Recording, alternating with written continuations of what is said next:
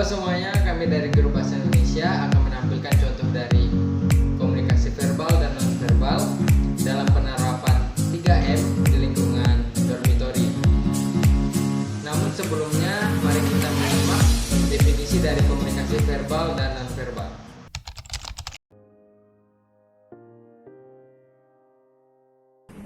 Komunikasi nonverbal adalah komunikasi yang pesannya disampaikan dalam bentuk tanpa menggunakan kata-kata.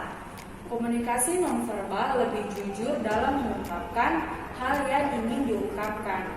Komunikasi nonverbal juga dapat diartikan sebagai tindakan-tindakan manusia yang secara sengaja disampaikan sama dengan tujuannya dan memiliki potensi adanya umpan balik atau feedback dari penerimanya. Bentuk dari komunikasi nonverbal sendiri yaitu adalah yang pertama, ekspresi wajah, bahasa isyarat, simbol, kode, dan intonasi suara. Beberapa contoh dari komunikasi nonverbal yang pertama yaitu sentuhan.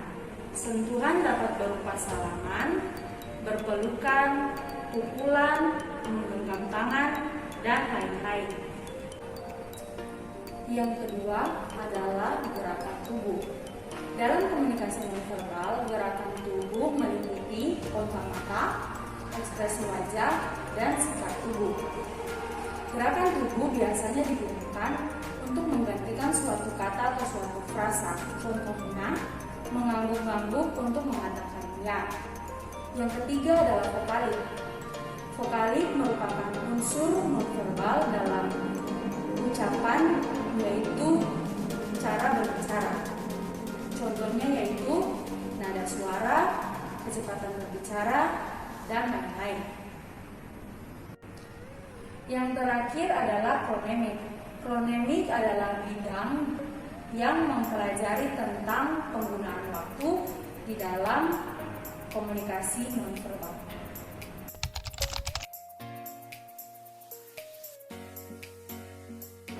Komunikasi verbal adalah komunikasi yang disampaikan melalui kata-kata baik secara lisan maupun tulisan. Komunikasi verbal ini banyak digunakan orang untuk mengungkapkan perasaan mereka, pemikiran, emosi, gagasan, fakta, data, maupun informasi. Unsur dalam komunikasi verbal terbagi menjadi dua. Yang pertama adalah kata, di mana kata melambangkan atau mewakili suatu hal, baik itu orang, barang, kejadian, ataupun keadaan. Yang kedua, bahasa, yang melambangkan kemungkinan seseorang berbagi makna. Dalam komunikasi verbal, lambang bahasa yang digunakan adalah bahasa lisan, tertulis pada kertas, maupun elektronik. Jenis komunikasi verbal juga terbagi menjadi dua. Yang pertama, berbicara dan menulis. Yang kedua, mendengarkan dan membaca. Karakteristik komunikasi verbal terbagi menjadi beberapa, yaitu yang pertama, ringkas dan jelas. Yang kedua, pembendaharaan kata. Yang ketiga, arti konotatif dan denotatif. Yang keempat, intonasi. Yang kelima, kecepatan berbicara. Dan yang keenam, humor. Pada video kali ini, kelompok kami akan memberikan contoh tentang penerapan 3M dalam lingkungan dormitory. Tapi sebelum kita melihat contoh dari penerapan 3M, mari kita dengarkan dahulu penjelasan tentang apa itu 3M. Penyakit coronavirus 2019 atau disingkat dengan COVID-19 adalah penyakit yang disebabkan oleh virus SARS coronavirus. Karena penyebarannya yang begitu cepat, pemerintah menerapkan protokol kesehatan yaitu dengan cara 3M: menjaga jarak, mencuci tangan, dan memakai masker. Berikut adalah contoh penerapan 3M.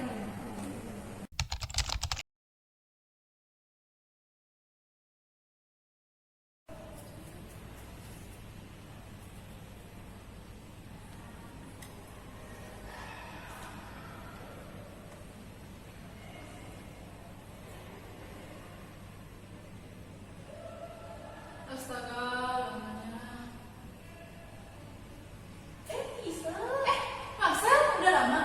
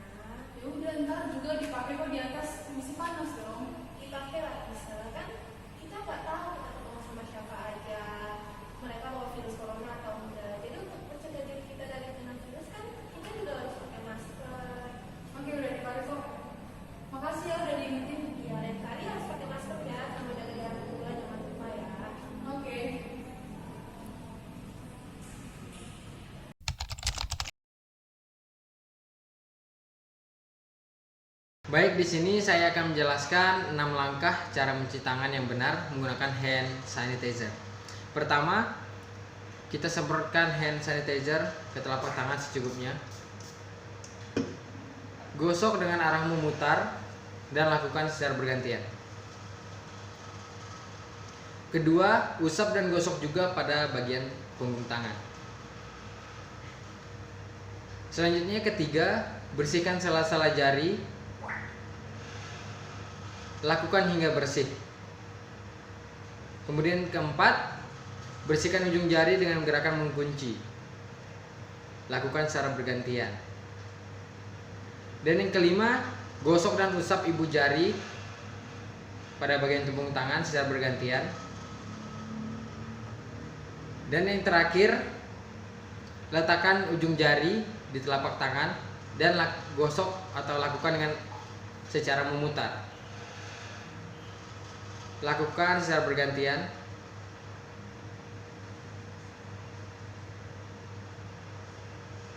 Dan selesai. Demikian 6 langkah cara mencuci tangan yang benar menggunakan hand sanitizer.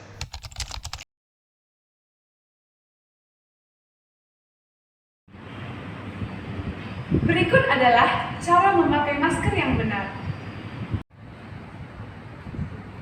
Pertama, sebelum menggunakan masker, kita mencuci tangan terlebih dahulu menggunakan hand sanitizer ataupun kita dapat menggunakan sabun antiseptik.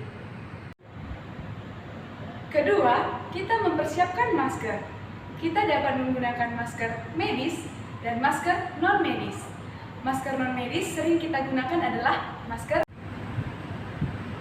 Bila menggunakan masker medis, kita dapat melakukannya dengan cara yang pertama, letakkan masker di area hidung dan bagian mulut.